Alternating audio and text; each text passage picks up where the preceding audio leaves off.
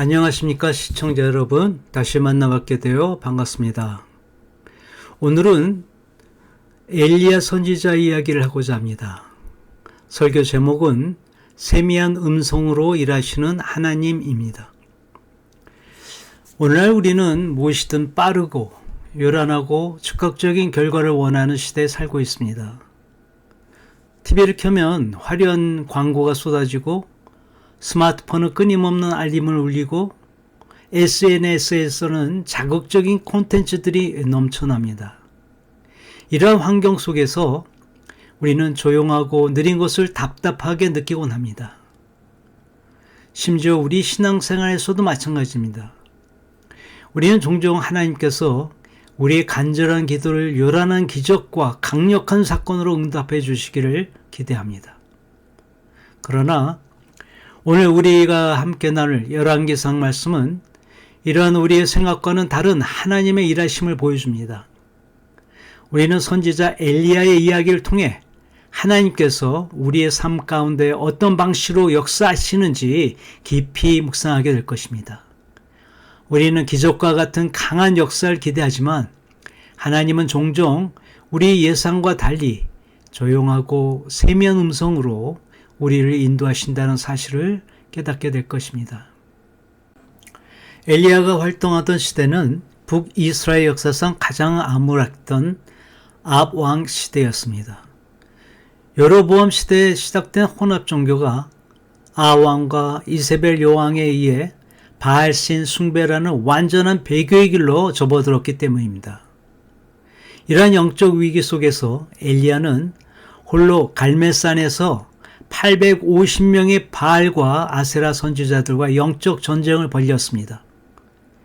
엘리야가 기도하자 하늘에서 불이 내려 제단을 불살랐고 이 기적을 목격한 백성들은 하나님께 돌아오는 듯 보였습니다.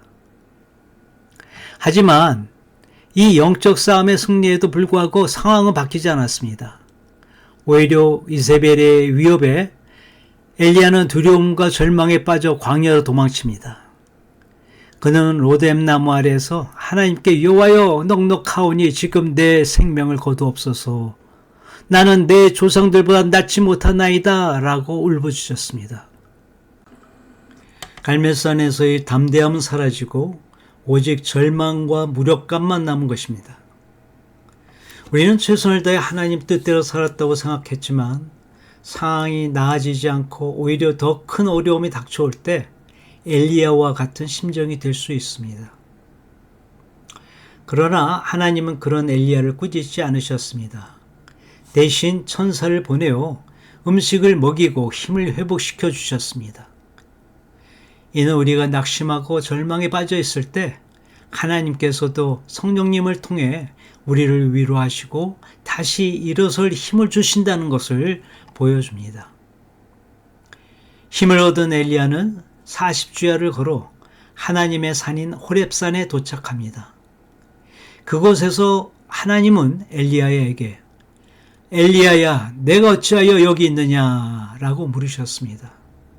이 질문은 엘리야가 있어야 할 것은 절망의 굴이 아니라 다시 사역의 자리로 돌아가야 할 것을 깨닫게 하기 위한 말씀이었습니다. 엘리야는 나는 오직 만군의 하나님 여호와만 열심을 다했습니다 라고 하소연하며 자신의 열심과 고난을 토로했습니다. 그는 하나님께서 갈멜산처럼 크고 강한 기적으로 다시 한번 상황에 개입해 주시기를 바랬을 것입니다. 그러나 하나님은 엘리야의 기대와 다른 방식으로 나타나셨습니다. 여호와께서 이르시되 너는 나가서 여호와 앞에서 산에 서라 이렇게 말씀하시더니 여호와께서 지나가시는데 크고 강한 바람이 산을 가르고 바위를 부수었지만 그 가운데 하나님은 계시지 않았습니다. 또 지진과 불이 지나갔지만 그곳에도 주님은 없었습니다.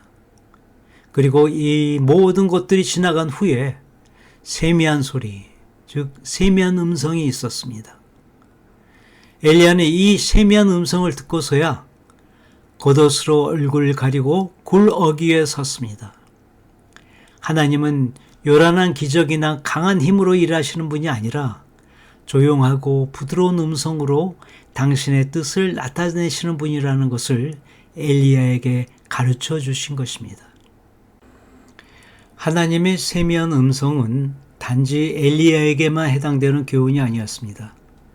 이사야 선지자는 이사야 42장 2절에서 예수님의 오심을 예언하며 그분은 외치지 아니하며 목소리를 높이지 아니하며 그 소리를 거리에 들리게 하지 아니하며 오실 것이라고 말씀했습니다. 예수님은 화려한 왕궁이 아닌 베들레헴의 말구유에서 조용히 태어나셨고 나사렛이라는 작은 마을에서 성장하셨습니다. 그리고 십자가를 향해 가실 때도 마치 도수장으로 끌려가는 어린 양처럼 잠잠히 고난을 받으셨습니다.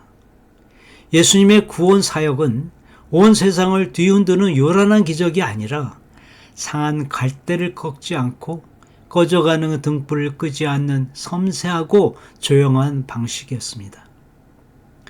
또한 예수님께서 부활하신 후 보내주신 보혜사 성령님도 우리 안에서 세미한 음성으로 일하십니다. 성령님은 우리 옛사람을 죽이고 새 사람으로 창조하시는 놀라운 역사를 일으키시지만 마치 우리가 느끼지 못하는 지구의 자전처럼 조용히 그리고 잠잠히 역사하십니다. 사도행전의 역사도 마찬가지입니다. 스데반 집사의 순교는 아무런 가시적인 열매 없이 허망하게 끝나는 듯 보였습니다. 그러나 스데반의 순교로 인해 교회가 흩어지고 복음이 예루살렘을 넘어 사마리아와 이방 땅으로 전파되는 거대한 역사가 시작되었습니다. 하나님은 때때로 우리가 눈치채지 못하는 조용한 희생과 순종을 통해 더 큰 역사를 이루어 가십니다. 우리의 신앙 여정도 마찬가지입니다. 신앙의 초보 단계에서는 하나님께서 살아계심을 깨닫게 하시려고 놀라운 기적이나 즉각적인 기도 응답을 보여주시기도 합니다.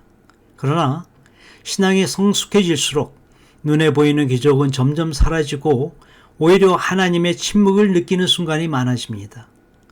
마치 아브라함이 처음에는 하나님의 침묵을 인내하지 못하지만 믿음의 여정을 통해 하나님의 세미한 음성을 듣고 그분의 뜻을 깨닫게 된 것처럼 말입니다. 진정으로 성숙한 신앙은 요란한 기적이나 겉으로 드러나는 성공에 의존하지 않습니다. 오히려 조용히 그리고 꾸준히 우리의 삶을 이끌어 가시는 성령님의 세미한 음성에 귀 기울이는 것입니다. 하나님이 이 거대한 우주를 조용하고 질서 있게 운행하고 계십니다. 우리가 느끼지 못하는 지구의 자전과 공전, 조용히 피고 지는 계절의 변화 속에서 그곳에서도 하나님은 일하고 계십니다. 인류의 역사 또한 우리가 감지 못하는 가운데 예수님의 재림을 향해 조용히 나아가고 있습니다. 그러므로 우리는 기적이 일어나지 않는다고 실망할 것이 아니라 오히려 우리의 신앙이 더 깊은 단계로 접어들었음을 감사해야 합니다. 이제는 눈에 보이는 것보다 잠잠히 우리 내면에서 말씀하시는 하나님의 음성을 듣고자 노력해야 합니다. 오늘 우리 모두 이 말씀을 마음에 간직했으면 좋겠습니다. 고린도후서 5장 7절의 말씀입니다. 이는 우리가 믿음으로 행하고 보는 것으로 행하지 아니함이로다.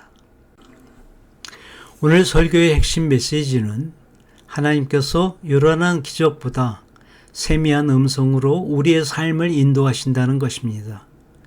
우리는 엘리야처럼 강한 바람, 지진, 불과 같은 극적인 개입을 바라지만 하나님은 로뎀나무 아래에서 좌절한 그에게 조용히 다가가 위로하시고 호렙산에서 세미한 음성으로 말씀하셨습니다.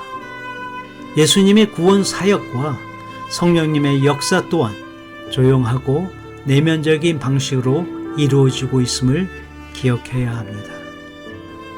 오늘도 영원히 우리와 함께 하시는 우리 안에 계신 예수 그리스도를 바라보며 그분이 우리에게 말씀하시는 그 세미한 음성을 여러분이 듣는, 그리고 그 말씀대로 또 순종하며 살아가는 오늘 하루가 되시길 간절히 바랍니다.